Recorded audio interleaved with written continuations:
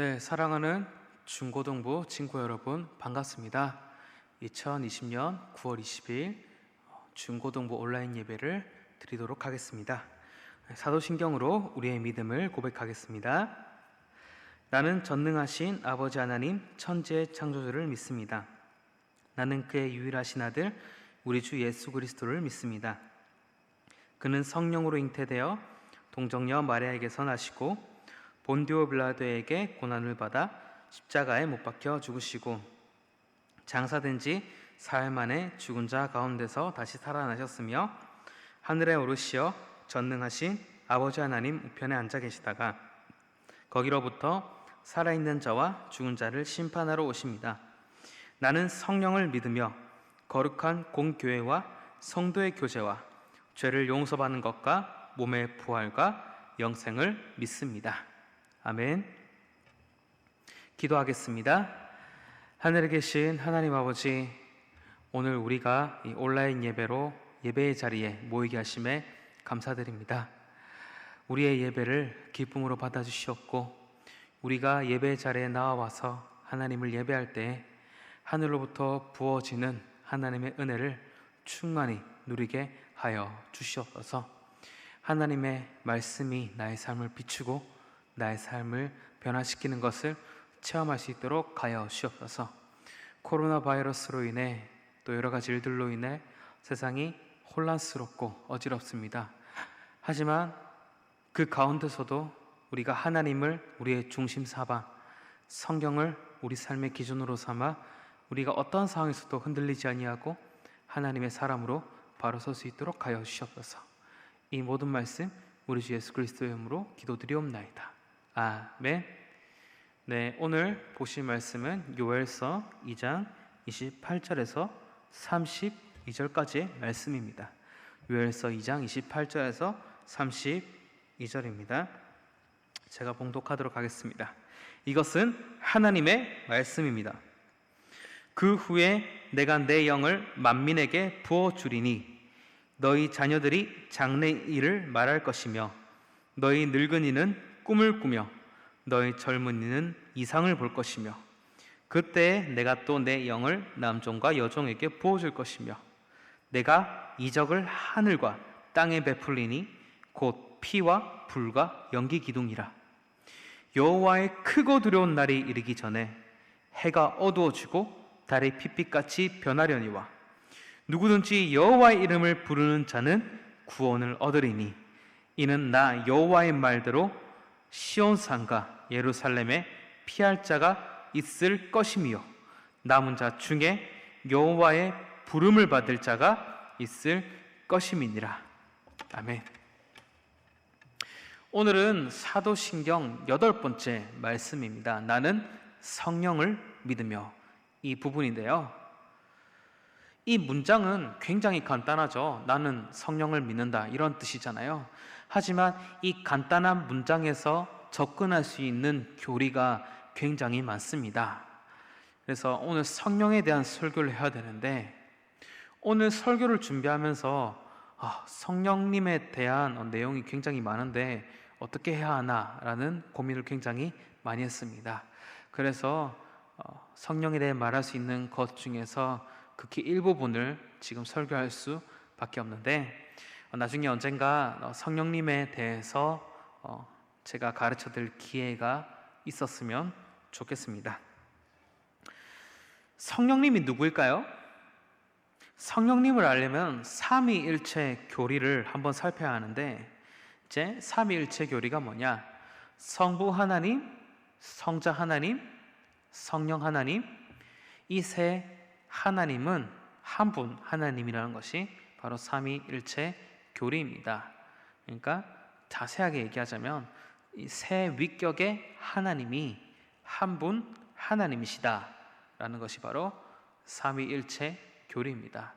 그러니까 이게 논리적으로 생각하면 1 더하기 1 더하기 1은 뭐가 돼야 되죠? 3이 돼야 되잖아요.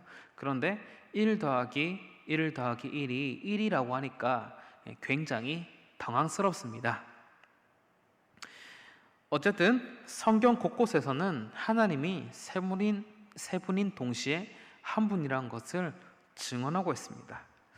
성령 하나님은 이 삼위일체 하나님 중 제3위 하나님이시고, 우리가 아는 성부, 성자 하나님과 동등한 능력과 영광을 가지고 계신 하나님이십니다.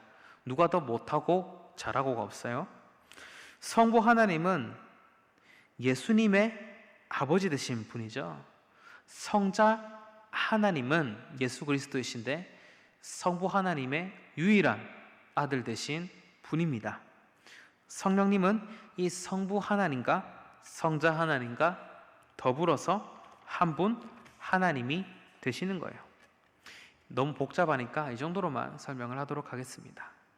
우리는 이 삼위일체 교리를 과학으로나 논리로 이해할 수 없고, 우리가 이 삼위일체 교리를 통해서 삼위 하나님께 찬양과 영광을 올려드릴 수밖에 없습니다. 우리는 오직 삼위 하나님을 예배할 뿐입니다. 고백할 뿐입니다. 애초에 시간과 공간의 얽매인 우리가 시간과 공간을 초월하신 하나님의 그 실체를 100% 이해하는 것은 불가능한 일입니다. 2000년 교회 역사 동안 수많은 믿음의 선배들도 한 이 정도까지밖에 삼위일체 교리를 설명할 수밖에 없었다는 것을 여러분이 이해하면 됩니다. 제가 여기서 이야기하고 싶은 건 성령님도 우리가 알고 있는 성부 하나님, 성자 하나님과 동등한 같은 하나님이라는 그것을 아시면 됩니다. 한때 미국에서 시작된 잘못된 영성 운동이 있었는데, 그 영성 운동의 영향 때문에 성령님을 단순히 능력이나 어떤 영적인 파워나 도구로 생각하는 경향이 있습니다. 하지만 이것은 비성경적인 생각입니다. 여러분들이 이걸 잘못됐다는 것을 캐치하며 오늘 제 설교가 목표를 달성했다고 할 수 있습니다. 구약 성경에 보면 이 성령님께서 능동적으로 일하시는 것을 볼 수 있습니다. 이 세상을 만들 때 하나님의 영이 수면 위를 운행하셨다라고 말합니다. 무슨 뜻일까요? 성령 하나님도 창조 사역에 관여하시고 창조 사역을 주도하신 그 하나님이시라는 것을 우리가 알 수 있다는 거예요. 그리고 구약 성경에서 하나님께서 직분자를 부르실 때 단골로 나오는 멘트가 있죠. 여호와 영이 임하였더라. 여호와 영이 누구에게 임하였더라. 여호와의 영이 누구의 아들 누구에게 임하였더라. 이런 식의 멘트가 있습니다. 성령님께서 그 사람을 통해 일하신다는 것이죠. 성령님께서 기드온이나 삼손이나 다윗이나 이런 사람들에게 임하셔서 그 인물들이 구원 역사에 쓰임 받고 하나님의 나라를 위해서 쓰임 받습니다. 성령님은 단순히 능력이나 도구가 아니라 능동적으로 일하시고 역사하시는 하나님이라는 거예요.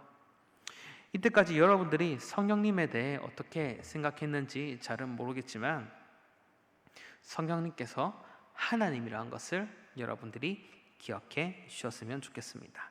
성령님께서 하나님이시니까 우리가 나는 성령을 믿습니다 라고 사도신경으로 우리가 고백하는 것입니다.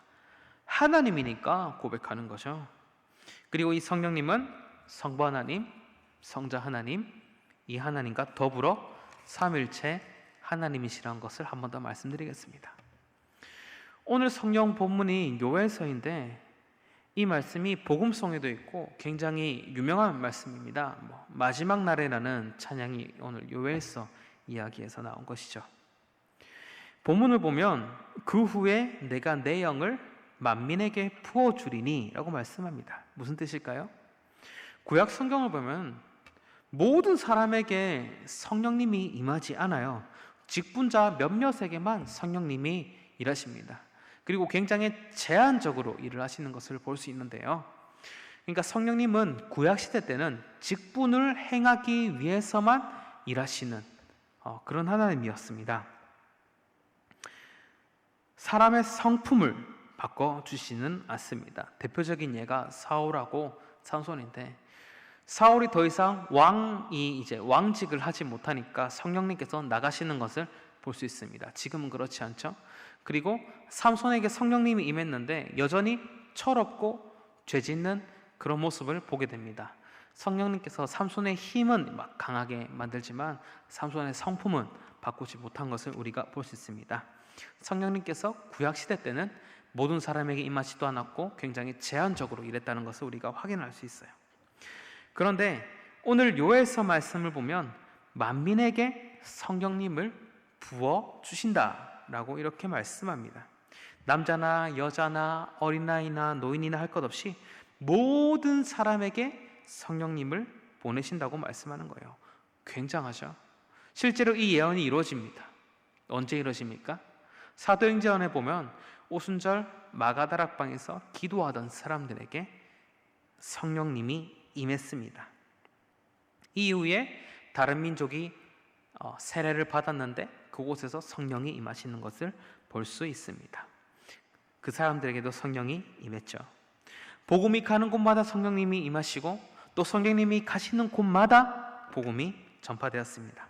성령님이 영원히 그 사람들을 떠나지 않았고 우리를 떠나지 않았습니다.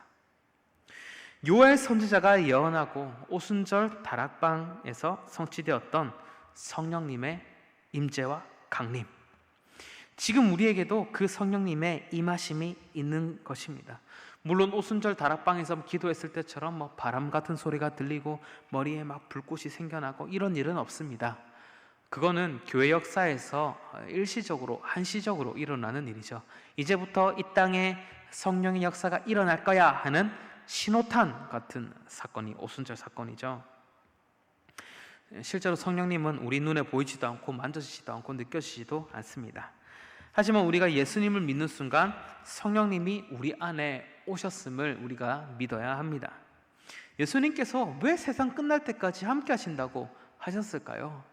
바로 예수님과 동등한 하나님이신 그 성령님께서 우리에게 임하셨기 때문입니다. 그 하나님이신 성령님께서 우리와 함께 하시고 우리가 어딜 가든지 우리가 무엇을 하든지 두려워하지 않고 하나님의 자녀로 살 수 있는 이유, 그 삼위일체 하나님이신 성령님께서 우리와 항상 함께 하시기 때문입니다. 이 성령님은 마지막 때에 오셨는데요, 성경의 관점에서 마지막 때가 뭐냐? 예수님께서 처음 아기로 태어나셨을 때부터 재림하실 때까지를 마지막 때라고 합니다. 우리는 마지막 때를 살아가고 있죠. 이 마지막 때에 하나님께서 우리에게 성령님을 보내주셨습니다. 그 성령님이 우리와 함께 하십니다. 이 세상은 가면 갈수록 악해지고 혼란스러워지고 힘들어지지만 성령님께서 우리와 함께 하시기 때문에 우리가 온전한 모습으로 예수님 재림 때에 예수님 앞에 설 수 있도록 하실 거예요. 자, 성령님은 우리와 함께 하시는 삼위일체 하나님이신데 이제 성령님의 구체적인 역할에 대해서 한번 보려고 합니다. 굉장히 여러 가지가 많은데 지금은 교리 공부하는 시간이 아니라 지금은 성경 그러니까 설교를 하는 시간이기 때문에 다는 할 수 없고 제한적으로 한두 가지 정도만 나눠보겠습니다. 오늘 본문을 보시면 그때 내가 또 내 영을 남종과 여종에게 부어 줄 것이며 라고 29절에 말하고 있습니다. 이 뒤에 뭐라고 하냐면 하나님께서 이적을 베푸시는데 피와 불과 연기입니다. 굉장한 재앙이 있을 거라 말한 거죠. 31절에는 뭐라고 하냐면 여호와의 크고 두려운 날이 이르기 전에 해가 어두워지고 달이 핏빛같이 변하려니와 이렇게 말씀합니다. 이게 어떤 상황이냐면 일종의 문학적인 비유입니다. 피와 불과 연기는 참혹한 전쟁의 참상을 말하는 것입니다. 그럼 해가 어두워지고 달이 핏빛이 되는 걸 뭘 의미할까요? 이거는 실제로 천문학적으로 해랑 달에 이런 일이 생겼다는 게 아니라 해와 달은 권력자를 의미합니다. 그러니까 이스라엘의 권력 구조가 무너졌다는 것을 이제 말하는 거죠. 이스라엘이 멸망한다는 거예요. 여기 여호와의 날이라는 표현이 나오는데 이스라엘 사람들에게 여호와의 날이 뭐냐?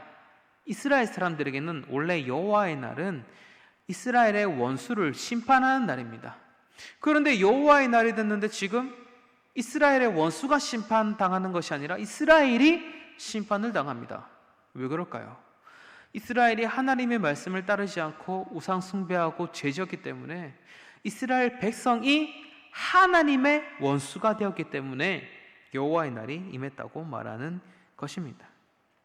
이런 상황에서 하나님은 성령을 약속하십니다. 마지막 때에 하나님께서 남녀노소 빈부귀천할 것 없이 성령님을 보내신다는 것입니다. 이스라엘이라는 나라는 심판받지만 남은 자들은 돌아와서 새로운 이스라엘을 세우고 하나님의 나라를 세우게 될 것이라고 하십니다. 32절, 여호와의 이름을 부르는 자는 구원을 얻는다고 말씀합니다. 피할 자가 있고 남은 자가 있다고 말하죠. 이 사람들에게 성령님을 부어주신다고 합니다. 이 예언이 아까 언제 이루어진다고 했죠? 네, 오순절 마가다락방에서 이 예언이 이루어진다고 그렇게 얘기했습니다. 이 성령님이 하시는 역할을 이때 볼 수 있는데, 이 성령님이 하시는 역할은 여호와의 이름을 부르는 것입니다. 여호와의 이름을 부르게 하는 거죠. 성령님을 통해 복음을 깨닫고 하나님을 믿게 되는 거예요. 이스라엘은 멸망하죠. 바벨론의 포로가 되고, 성경에는 안 나오지만 그리스의 포로가 되고 로마의 식민지 지배를 받게 됩니다. 그럼에도 불구하고 복음을 깨닫고 회개하며 하나님께 돌아오도록 합니다. 쓰러지고 넘어져도 다시 일어나고 회복하게 하십니다. 이것이 바로 성령님이 하시는 역할입니다. 사람의 이념이나 정신이나 이런 것들은 상황에 따라 이렇게 막 바뀌기도 합니다. 하지만 믿음은 그렇지 않습니다. 왜냐하면 이 믿음은 사람이 만든 게 아니라 누가 주시는 거예요? 성령님을 통해 우리가 받게 되는 것이기 때문입니다. 하나님의 백성이 위기에 빠지고 어려움에 처해도 우리와 함께하는 하나님이신 성령님께서 우리의 믿음을 굳건하게 붙드십니다. 쓰러지고 넘어져도 회개하게 하십니다. 사도행전 1장을 보면 예수님께서 하늘에 올라가시기 전에 제자들에게 물어봅니다. 주께서 언제 이스라엘 나라를 회복하십니까? 예수님께서 대답하십니다. 때와 시기는 아버지께서 자기의 권한에 두셨으니 너희가 알 바가 아니다. 오직 성령이 너희에게 임하시면 너희가 권능을 받고 예루살렘과 온 유대와 사마리아와 땅끝까지 이르러 내 증인이 될 것이다. 예수님께서는 나라가 언제 회복되냐는 제자들의 물음에 성령을 받고 증언을 하라고 이렇게 명령하십니다. 제자들은 그 명령을 듣고 성령을 받고 복음을 전파하고 이 땅에 교회를 세웠습니다. 하나님의 나라를 세우셨습니다. 지도에 찍힌 이스라엘은 AD 70년도에 유대 로마 전쟁 때 망하게 됩니다. 물론 그 이후에 1948년도에 이스라엘이 재건되긴 하지만 일단 이스라엘은 70년도에 멸망했어요. 그 지도 위에 세워진 이스라엘은 멸망했지만 성령을 받은 그리스도인들은 교회를 세우고 새 이스라엘, 그러니까 하나님의 나라를 이 땅에 세웠습니다. 성령님께서 복음을 통해서 죄인들을 회개시켰기 때문입니다. 성령님께서는 이 땅 가운데 지금도 일하는 하나님이라는 것을 우리가 알 수 있습니다. 오늘 우리도 예수님께 이런 질문을 합니다. 예수님, 언제쯤 이 대한민국이 회복되겠습니까? 언제쯤 정치가 똑바로 되고, 언제쯤 언론이 똑바로 되고, 언제쯤 부동산이 안정되고, 언제쯤 교육과 문화가 바로 서겠습니까? 라는 이런 질문을 우리가 예수님께 할 수 있습니다. 그럼 예수님 우리에게 뭐라고 대답하실까요? 오직 성령이 너희에게 임하시면 너희가 권능을 받고 부산과 대한민국과 북한과 땅끝까지 이르러 내 증인이 되리라.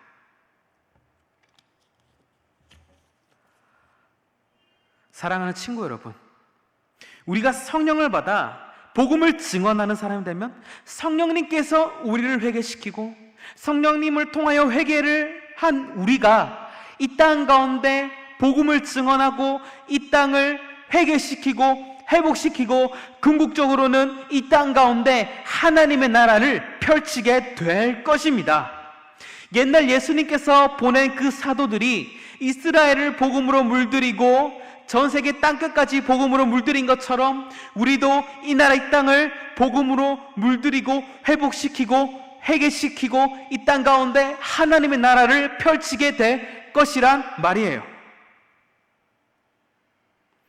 그래서 우리가 오늘 사도신경에 고백하는 것처럼 나는 성령을 믿습니다. 이 고백이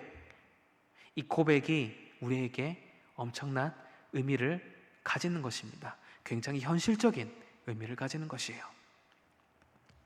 자, 설교를 마무리하도록 하겠습니다.